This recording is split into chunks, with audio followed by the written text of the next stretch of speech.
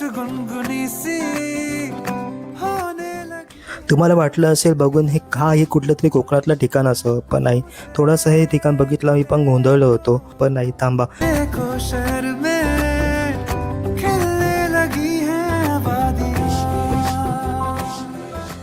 पण हे ठिकाण आहे आपल्या ठाण्यातलं. ठाण्याच्या आजूबाजू थोडंसं दूर आणि गजबाचं दूर असं शांत असं ठिकाण आहे. इथला निसर्ग मनाला स्पर्श करून जातो. आजूबाजूला फक्त हिरवाई आणि निरव शांतता.